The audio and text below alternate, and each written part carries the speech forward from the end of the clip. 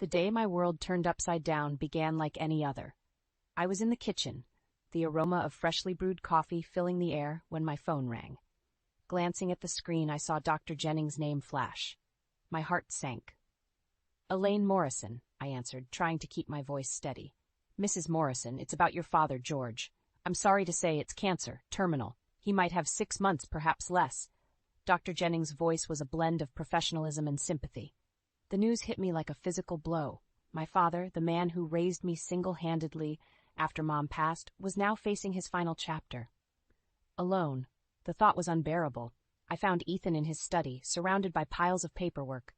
"Ethan, we need to talk. It's about Dad. He's dying." Ethan looked up, his expression barely changing. "And what do you expect me to do about it?" The coldness in his voice stung, but I pushed on.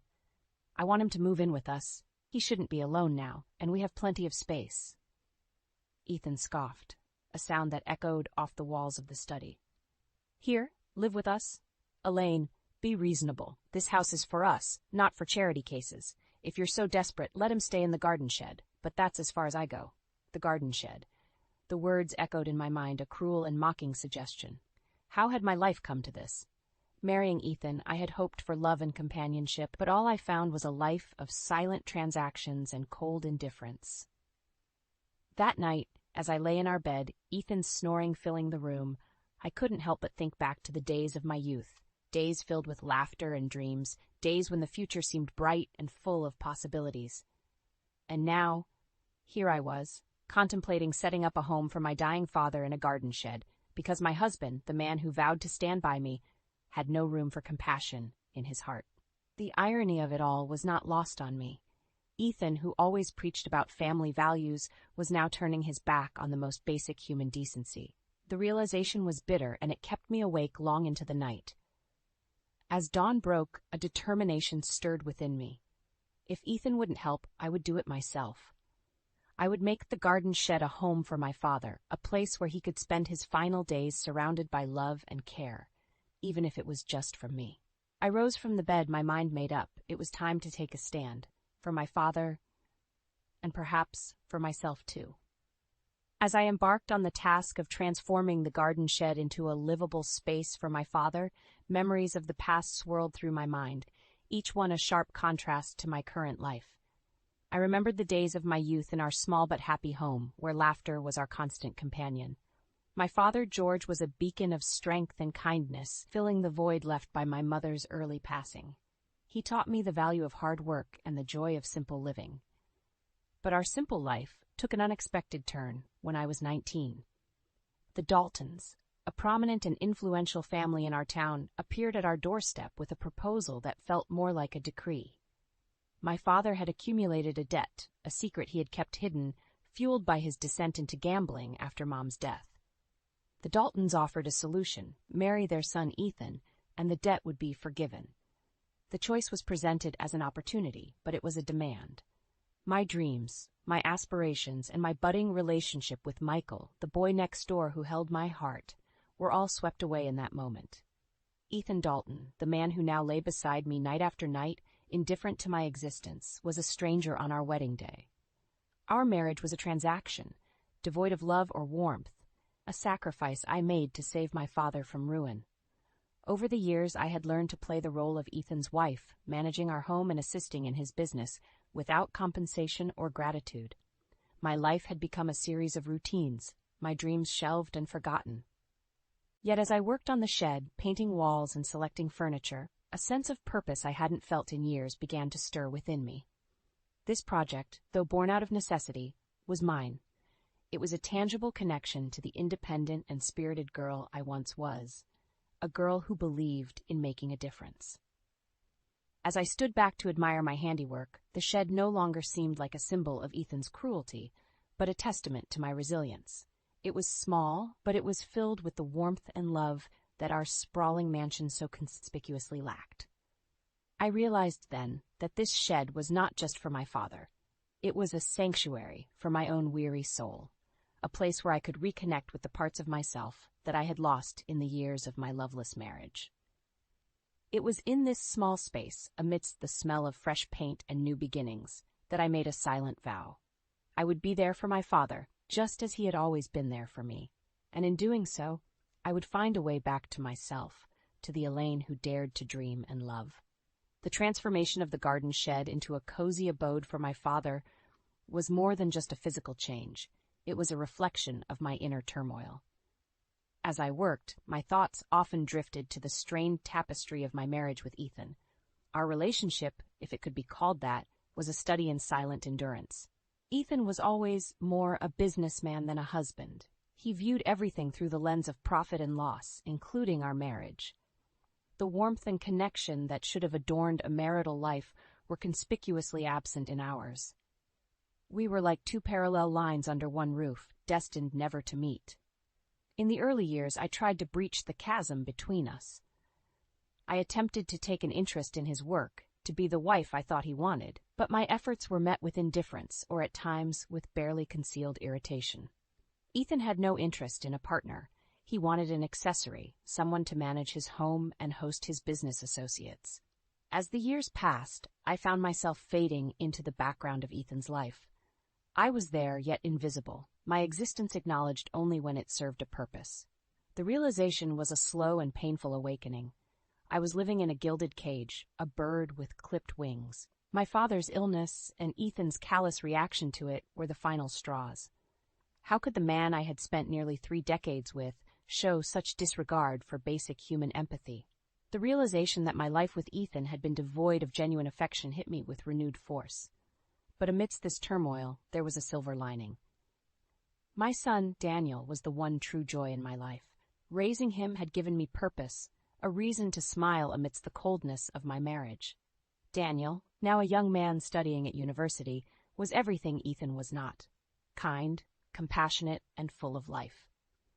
I often wondered what Daniel thought of his father's behavior, of the palpable tension that hung in the air whenever Ethan was home.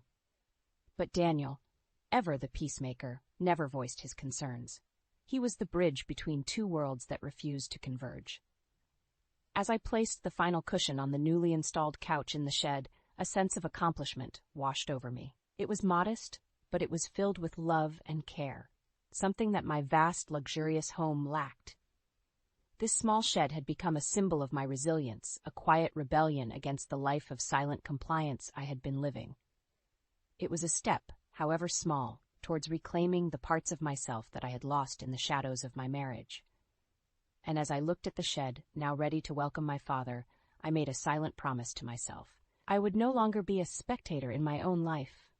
It was time to take control, to find my voice again. For my father, for Daniel, and for the Elaine who deserved to be heard. The days following the completion of the shed were a whirlwind of emotion and activity. My father moved in, his frail frame a stark reminder of the precious little time we had left.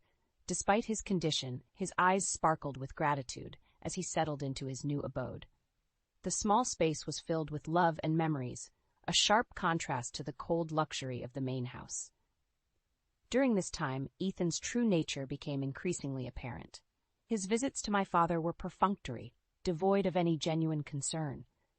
His indifference was a bitter pill to swallow, but it was not unexpected.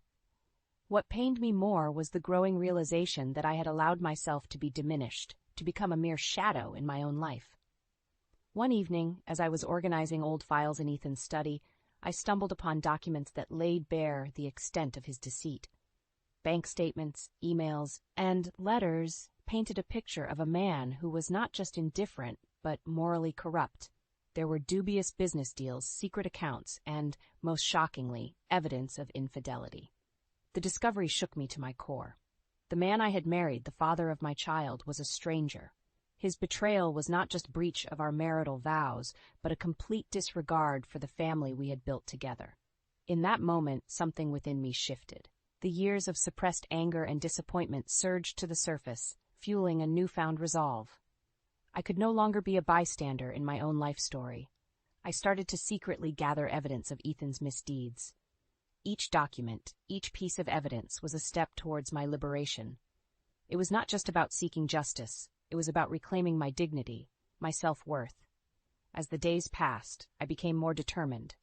I began to plan my exit from this loveless marriage. My conversations with my father, once filled with shared memories and laughter, now often turned to discussions of the future.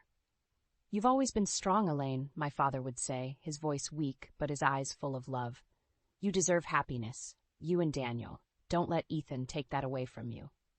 My father's words were a balm to my troubled soul. In his wisdom and love, I found the strength to envision a life beyond Ethan's shadow. The final push came unexpectedly. One day, as Ethan berated me over some trivial matter, something inside me snapped. His words, once capable of wounding me deeply, now fell on deaf ears. "I'm not your property, Ethan," I said calmly, the clarity in my voice surprising even myself. "I am a person, deserving of respect and love, neither of which you've ever given me." Ethan's response was a mix of shock and anger, but I was beyond caring. I had spent too many years under his thumb, and I would no longer allow him to control my narrative. That night, as I lay in bed, a plan began to form in my mind. I would leave Ethan, but not empty-handed. I would fight for what was rightfully mine and Daniel's. It was not just about financial security. It was about setting things right, about ensuring that Ethan faced the consequences of his actions. The next few weeks were a blur of activity. I met with lawyers, gathered evidence, and prepared my case. It was a daunting task, but with each step I felt more empowered, more like the Elaine I had once been. And then, one sunny morning, as I sat in the shed with my father, watching the birds flit about in the garden, I knew it was time. I was ready to face Ethan, ready to end the charade of a marriage that had been nothing but a prison. "I'm going to do it, Dad," I said, my voice steady. "I'm going to leave Ethan and start a new life. For me, for you, for Daniel." My father smiled. A fragile but genuine smile. "I've always believed in you, Elaine. It's time for you to believe in yourself." With that, I stood up, my resolve firm. It was time to close this chapter of my life and begin anew. Elaine Morrison was no longer a victim of circumstance. She was a woman in control of her destiny. The day I confronted Ethan was a day of reckoning. Armed with my gathered evidence and bolstered by a newfound sense of self-worth, I faced him in what had once been our shared study. The room, once a symbol of our joint life, now felt like a battleground. "Ethan," I began, my voice steady despite the tumultuous emotions within, "this marriage, our life together, it's over. I'm leaving you." His reaction was a mix of disbelief and scorn. "Leave me, Elaine? You have nothing without me. Where will you go? You think you can survive out there on your own?" His words, meant to intimidate, only strengthened my resolve. "I have more than you realize, Ethan. I have evidence of your infidelity, your shady business dealings, and your financial mismanagement. I'm not leaving empty-handed." The look of shock on Ethan's face was, in a way, satisfying. For years, I had been under his thumb, underestimated and undervalued. But now, the tables were turned. Over the following weeks, our life unraveled like a poorly knit sweater.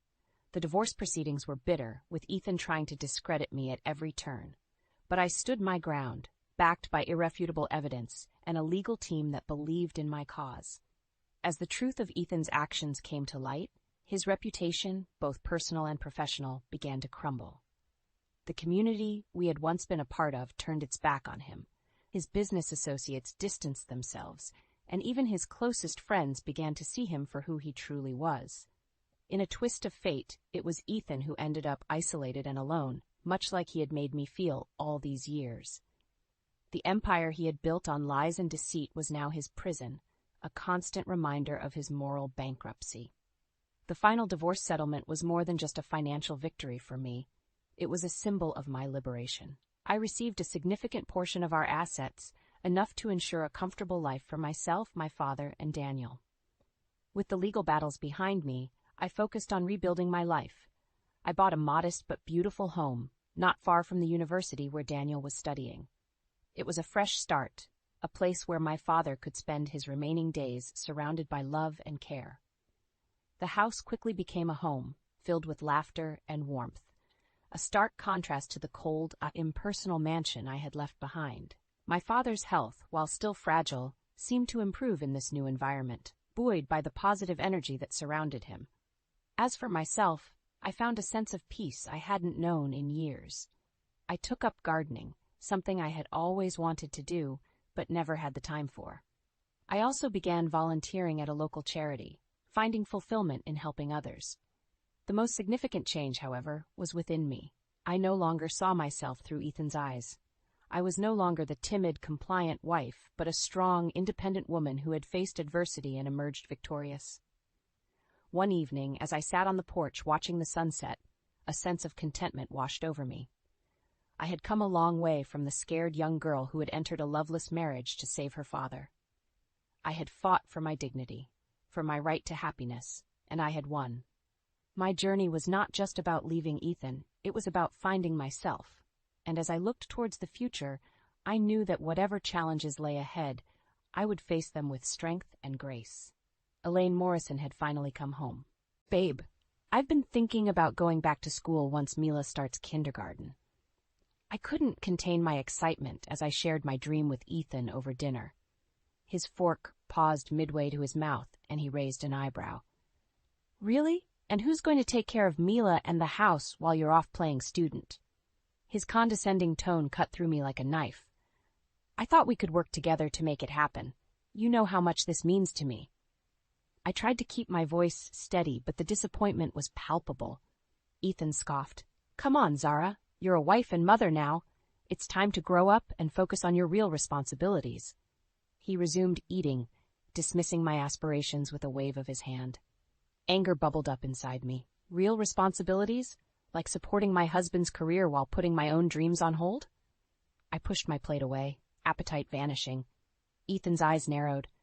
"I provide for this family. The least you can do is be grateful and take care of things at home." "Grateful?" I laughed bitterly. "For what? For being treated like a servant in my own home?" Mila, sensing the tension, whimpered softly. I reached over to soothe her, but Ethan's voice stopped me cold. "Don't coddle her. She needs to learn that life isn't always fair." I stared at him in disbelief. "She's 4, Ethan. She needs love and support, not life lessons from a man who can't even appreciate his own wife." Ethan slammed his fist on the table, causing Mila to jump. "Watch your mouth, Zara. You're treading on thin ice." I stood up abruptly, scooping Mila into my arms. "I'm done with this conversation, and I'm done letting you control my life." I stormed out of the room, fighting back tears as Mila clung to me. Over the next few weeks, the tension in our home was palpable. Ethan's work trips became more frequent, leaving me alone to care for Mila and manage the household. I poured my frustrations into researching master's programs, determined to pursue my education despite Ethan's objections. One afternoon, while organizing Ethan's home office, I stumbled upon a hidden folder tucked away in his desk drawer. My hands trembled as I flipped it open, revealing divorce papers and intimate photos of Ethan with a younger woman. The world around me spun as the realization of his betrayal sank in. Rage consumed me, burning away the last shreds of love and respect I had for my husband. How could he do this to me, to our family? I clutched the evidence to my chest, tears streaming down my face. In that moment, I made a vow to myself. I would expose Ethan's true colors and make him pay for his deceit. As I sat on the floor of his office, surrounded by the remnants of our shattered marriage, a fierce determination took hold of me. I would no longer be the naive, submissive wife. It was time to take control of my life and secure a better future for Mila and myself, even if it meant destroying the man I once loved. With trembling hands, I tucked the incriminating evidence back into the folder, my mind reeling from the discovery of Ethan's betrayal. I knew I had to act quickly, but I needed more information. I couldn't confront him without a solid plan in place. I called my best friend Lila and poured out my heart to her. She listened patiently, her voice filled with a mix of anger and concern. "Zara, you need to protect yourself and Mila. You can't let him get away with this." "I know," I sighed, "but I don't even know where to start. I feel so lost." Lila's voice turned determined. "I have a friend who's a private investigator. He's discreet and thorough. I'll set up a meeting for you." 2 days later, I found myself sitting across from Jack, a seasoned PI with a no-nonsense demeanor. I handed him the folder, my voice shaking as I explained my situation. He leafed through the contents, his expression grim. "I'll dig into this Jade character and see what I can find. In the meantime, I suggest you start gathering more evidence. The more ammunition you have, the better." I nodded, a plan forming in my mind. "I have an idea. I'll need your help to execute it." That evening, while Ethan was on another work trip, I carefully planted a hidden camera in his office. It was a risk, but I needed concrete proof of his affair and any other illegal activities. Days turned into weeks as I waited for Jack's report, the camera silently recording Ethan's every move. When Jack finally called, his voice was filled with a mixture of disgust and satisfaction. "Zara, I've got what you need. Ethan's been embezzling company funds to finance his little getaways with Jade, and I've got video evidence of them in his office, discussing their plans to run away together." My heart raced as I processed the information. "Send me everything you have. It's time to confront him." Ethan returned home that evening, his demeanor cold and distant. I waited until Mila was asleep before I approached him in his office. He looked up from his laptop, annoyance etched on his face. "What do you want, Zara?" I took a deep breath, steeling myself for the confrontation. "I know about Jade, Ethan, and I know about the money you've been stealing from your company." His eyes widened, then narrowed in anger. "You've been spying on me? How dare you?" I held up my phone, the video of him and Jade playing silently on the screen. "I have all the evidence I need. Did you really think you could get away with this?" Ethan's face contorted with rage. He stood up abruptly, his chair crashing to the floor.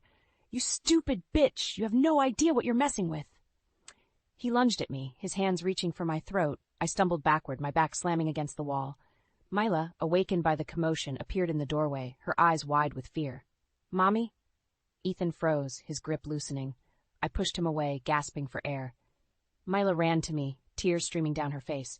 "I hate you, Daddy!" "You hurt, Mommy." Ethan stared at us, his expression a mix of shock and shame. Without a word, he turned and stormed out of the room, slamming the door behind him. I held Mila close, my own tears falling freely. "It's okay, baby. Mommy's here. I won't let him hurt us anymore." As I comforted my daughter, a fierce determination filled my heart. Ethan had shown his true colors, and now it was time to make him pay for his sins. I would use every piece of evidence I had to destroy him, just as he had destroyed our family. In the days following the confrontation, Ethan became increasingly distant and cold towards Mila and me. He spent long hours locked away in his office, only emerging for brief, tense meals. I knew he was planning his next move, and I had to stay one step ahead. I met with Lila at a quiet cafe, the weight of my secret hanging heavy between us. She reached across the table, squeezing my hand in support. "How are you holding up, Zara?" I shook my head, exhaustion etched on my face. "I'm barely keeping it together, Lila. I feel like I'm constantly looking over my shoulder, waiting for Ethan to strike." Lila's eyes narrowed. "You need to keep gathering evidence. The more you have, the stronger your case will be." I nodded, pulling out my phone. "I've been recording his phone conversations with Jade. Listen to this." I pressed play, and Jade's voice filled the air, dripping with disdain. "When are you going to leave that pathetic excuse for a wife, Ethan? We could be so happy together, without her dragging us down." Ethan's reply was muffled, but the intent was clear. "Soon, baby. I just need to make sure she doesn't get a penny in the divorce. She doesn't deserve anything." Lila's face contorted with disgust. "What a snake. You need to take him down, Zara. Hard." I tucked my phone away, a plan forming in my mind. "I know exactly what I'm going to do, but I need you to promise me something, Lila." She leaned forward, her eyes intense. "Anything. If something happens to me, I need you to take care of Mila. Make sure she knows how much I love her." Lila's eyes widened. "Zara, don't talk like that. Nothing's going to happen to you." I smiled sadly. "I hope you're right, but I have to be prepared for anything." Over the next few weeks, I threw myself into my revenge plan. I compiled a dossier of evidence against Ethan, from the hidden camera footage to the recordings of his conversations with Jade. I met with a lawyer who assured me that I had a strong case for full custody of Mila and a generous settlement. But I knew Ethan wouldn't go down without a fight. He started staying out late, coming home reeking of alcohol and perfume.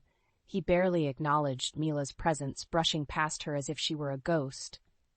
One night, I confronted him as he stumbled through the door, his eyes bloodshot and his shirt askew. "Where have you been, Ethan?" He sneered at me, his words slurring together. "None of your damn business, Zara. I don't answer to you." I stepped closer, my voice low and dangerous. "You answer to your daughter, though. Or have you forgotten about her?" Ethan's face twisted with rage. He grabbed my arm, his fingers digging into my skin. Don't you dare use Mila against me. You're the one who's tearing this family apart with your ridiculous fantasies of going back to school. I wrenched my arm away, my eyes blazing. No, Ethan, you're the one who tore this family apart the moment you decided to cheat on me with your assistant. He stared at me, his mouth agape. How did you? I smiled coldly. I know everything, Ethan, and soon everyone else will too. I turned to walk away, but Ethan's voice stopped me. You'll regret this, Zara. I'll make sure you never see Mila again. I looked back over my shoulder, my voice steady. You can try, Ethan, but I've got the truth on my side, and the truth always comes out in the end. As I walked away, I felt a sense of calm wash over me. I knew the road ahead would be difficult, but I was ready to fight for my daughter and my future. Ethan had underestimated me for the last time. The tension in our home had reached a boiling point. Ethan's anger simmered just beneath the surface, ready to explode at the slightest provocation. I walked on eggshells, trying to shield Mila from the worst of it, but I knew it was only a matter of time before everything came to a head. It happened on a rainy Tuesday evening. Ethan had been gone for days, claiming he was on a business trip. But I knew better. I had seen the charges on our credit card statement: expensive dinners, luxury hotels, and even a pair of diamond earrings that certainly weren't meant for me. When he finally walked through the door, I was waiting for him in the living room, Mila playing quietly at my feet. He barely glanced at us as he shrugged off his coat and tossed his keys on the table. We need to talk, Ethan, I said, my voice steady despite the fear churning in my gut. He looked at me then, his eyes cold and hard. I don't have time for your nagging, Zara. I've had a long day. I stood up, my hands clenched at my sides. I'm sure you have. Busy spending our money on your mistress, were you? Ethan's face twisted with rage. He took a step towards me, his voice low and menacing. You don't know what you're talking about, Zara. I suggest you drop it. But I couldn't drop it. Not anymore. I know everything, Ethan. The affair, the embezzlement, all of it. Did you really think you could keep it hidden forever? He lunged at me then, his hands wrapping around my throat. I gasped for air, my eyes wide with terror. Mila screamed, her little voice piercing the air. Daddy, stop! You're hurting Mommy. Ethan froze, his grip loosening. He stared at Mila, his face a mask of shock and shame. I pushed him away, coughing and sputtering as I tried to catch my breath. Mila ran to me, her arms wrapping around my legs. I hate you, Daddy, she sobbed, her face buried in my skirt. You're a bad man. Ethan stared at us, his mouth opening and closing like a fish out of water. Finally, he turned and stumbled out of the room, slamming the door behind him. I sank to the floor, gathering Mila in my arms. We cried together, our tears mingling on my shirt. I stroked her hair, whispering soothing words in her ear. It's okay, baby. Mommy's here. I won't let him hurt us anymore. But even as I said the words, I knew they were a lie. Ethan had shown his true colors, and there was no going back. I had to get Mila and myself out of this toxic situation before it was too late. The next few days were a blur of activity. I met with my lawyer, who helped me file for a restraining order against Ethan. I packed our bags, taking only the essentials. Mila clung to me, her eyes wide and fearful. Where are we going, Mommy? She asked, her voice small and uncertain. I kissed her forehead, trying to project a sense of calm I didn't feel. We're going on a little adventure, baby. Just you and me. Won't that be fun? She nodded, but I could see the doubt in her eyes. She was too young to understand the gravity of the situation, but she knew something was wrong. As we drove away from the only home Mila had ever known, I felt a sense of both relief and dread. I knew I was doing the right thing, but I also knew that the road ahead would be long and difficult. Ethan wouldn't let us go without a fight, and I had to be prepared for anything. But I also knew that I had the truth on my side, and the truth, as painful as it might be, would set us free in the end. Mila and I settled into our new life at the secret rental home, but the peace was short-lived.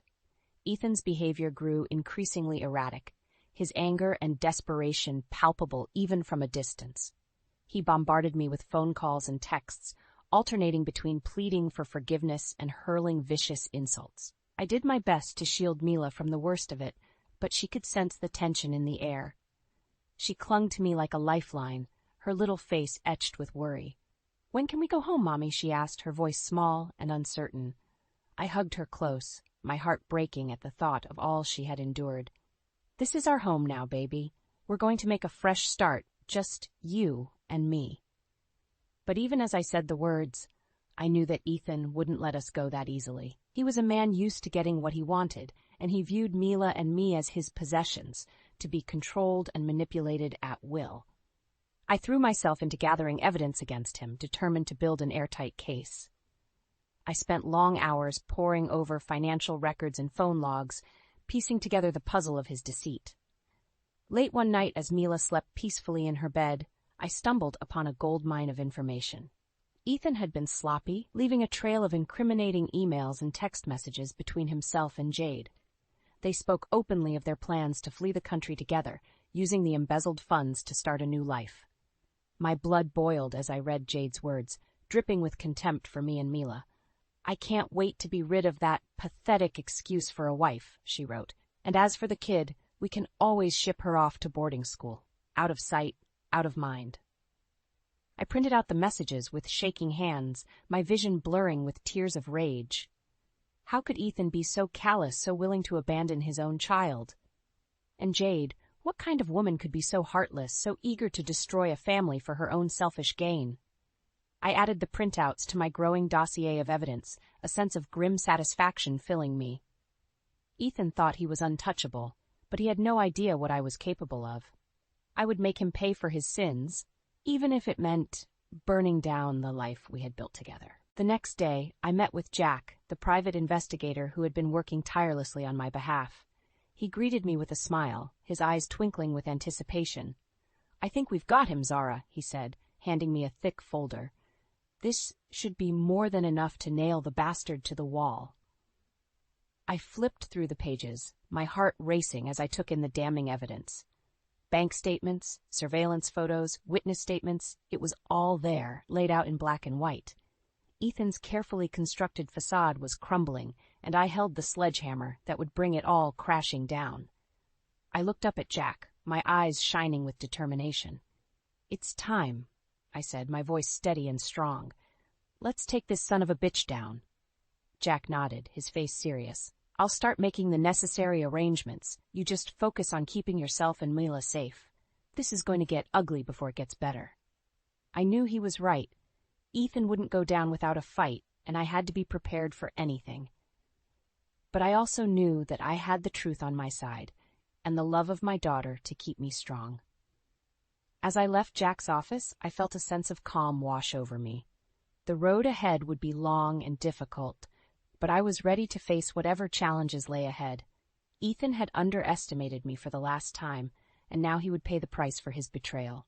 The day had finally arrived. Ethan was set to leave for another one of his work trips, but this time I knew exactly where he was going. He and Jade had planned a romantic getaway, a chance to flaunt their illicit love in the face of everything Ethan had once held dear. I watched from the window as he loaded his suitcase into the trunk of his car, whistling a jaunty tune. He had no idea what was about to hit him, no inkling of the storm that was brewing on the horizon. As soon as he pulled out of the driveway, I sprang into action. Mila and I had been living out of suitcases for weeks, our belongings carefully packed and hidden away. Now it was time to put our plan into motion. We loaded our bags into my car, Mila chattering excitedly about our adventure. She had no idea the gravity of the situation, no understanding of the betrayal that had led us to this moment. All she knew was that we were going somewhere new, somewhere far away from the pain and heartache of the past few months. As we drove away from the house that had once been our home, I felt a sense of both sadness and relief. I was leaving behind everything I had ever known, but I was also breaking free from the chains that had held me down for so long. We arrived at our secret rental home just as the sun was setting, painting the sky in shades of orange and pink. Mila ran inside, eager to explore our new surroundings. I followed more slowly, my heart heavy with the weight of what was to come.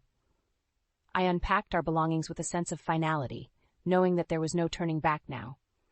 I placed the divorce papers and the evidence of Ethan's crimes on the kitchen table, a silent testament to the truth that had been hidden for so long. And then I waited.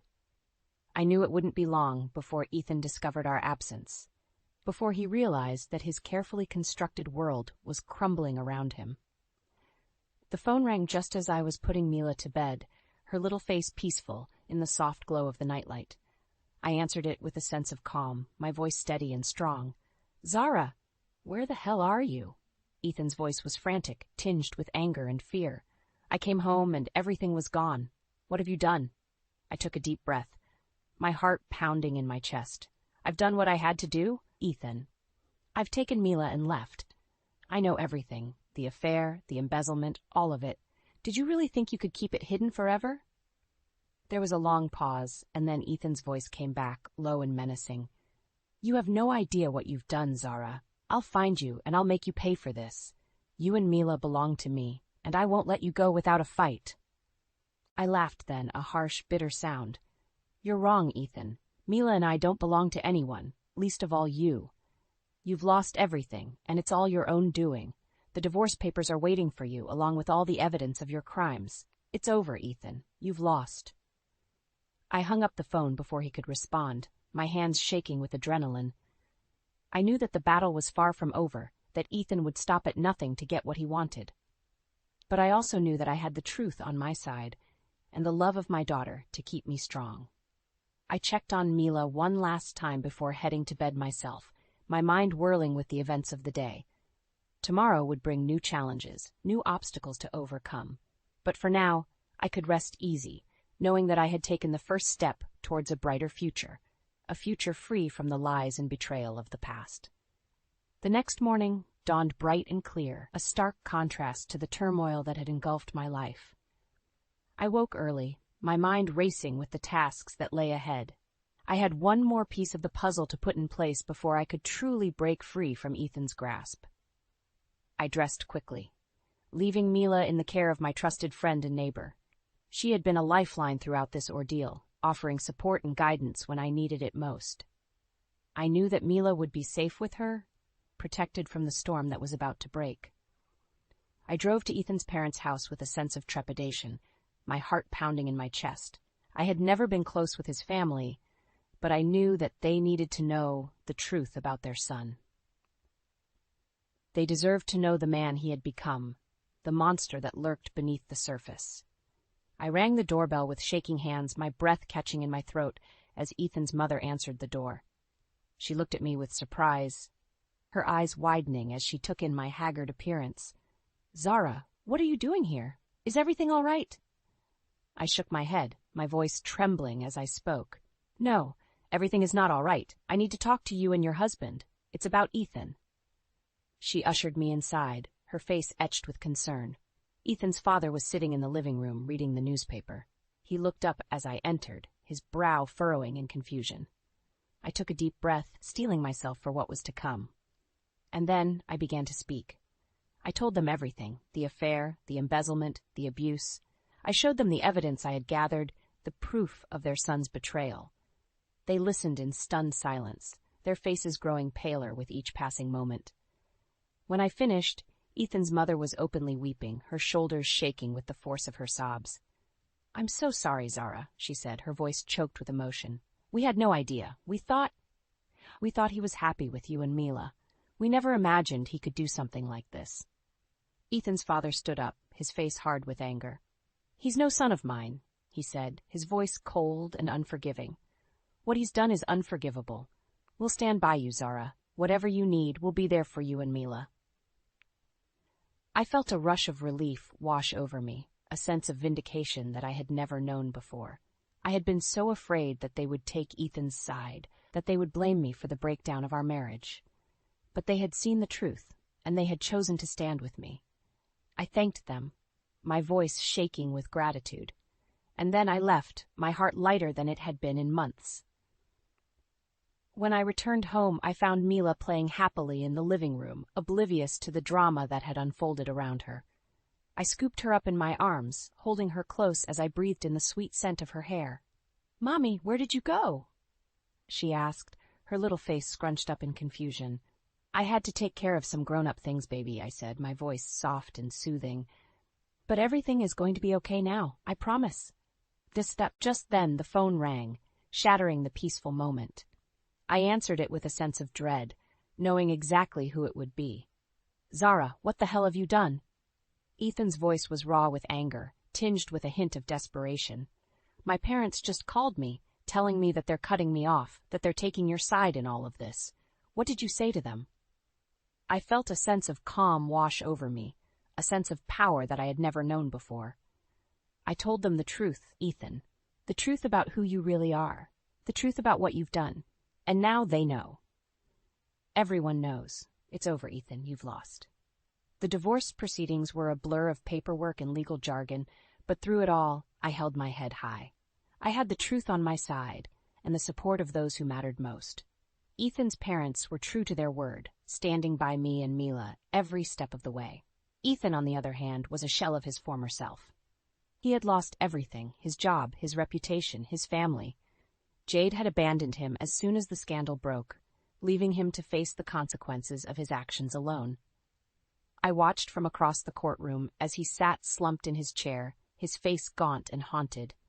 A part of me felt a flicker of pity for him, a remnant of the love I had once felt. But then I remembered all the pain he had caused, all the lies he had told, and my heart hardened once more. The judge's ruling was swift and decisive. I was granted full custody of Mila, along with a generous settlement that would ensure our financial stability for years to come. Ethan was left with nothing, his once promising future reduced to ashes. As I walked out of the courthouse, Mila's hand clasped tightly in mine. I felt a sense of relief wash over me. It was finally over. I was free. The months that followed were a time of healing and growth. I threw myself into my studies, determined to build a better life for myself and my daughter. Mila thrived in her new school, making friends and discovering new passions. I watched her blossom before my eyes, marveling at the resilience and strength that she possessed. She was a fighter, just like her mother. But even as we moved forward, the specter of Ethan lingered in the background. He had taken to drinking heavily, drowning his sorrows in a bottle. His once charming face was now bloated and ruddy, his eyes bloodshot and vacant. One day he showed up at our door, reeking of alcohol and desperation. "Please, Zara," he slurred, his words barely intelligible. "I need to see Mila. I need to make things right." I stared at him coldly, my heart a block of ice in my chest. "You lost the right to see Mila the moment you chose Jade over your family, the moment you decided to lie and cheat and steal. You're not the man I married, Ethan. You're not the father Mila deserves." He recoiled as if slapped, his eyes filling with tears. "I know I messed up, Zara. I know I hurt you and Mila, but please, give me another chance. I can change, I swear." I shook my head, my voice firm and unyielding. "It's too late for that, Ethan. You had your chance and you blew it. Mila and I are better off without you. Now I suggest you leave before I call the police." He stared at me for a long moment, his face a mask of anguish and regret. And then he turned and stumbled away. His shoulders slumped in defeat. I watched him go, feeling a sense of closure wash over me. I had loved him once with all my heart. But that love had been tainted by his lies and betrayal, poisoned by his selfish actions. Now, I was free to love myself and my daughter, to build a life that was filled with joy and purpose. I had emerged from the darkness stronger and wiser, a phoenix rising from the ashes of my broken marriage. As I closed the door and turned back to Mila, I felt a sense of hope and possibility fill my heart. The future was bright, and I was ready to embrace it with open arms. "Come on, baby," I said, scooping her up in a tight hug. "Let's go have some fun." And together we stepped out into the sunlight, ready to face whatever challenges lay ahead. We were survivors, Mila and I, and nothing could break us as long as we had each other.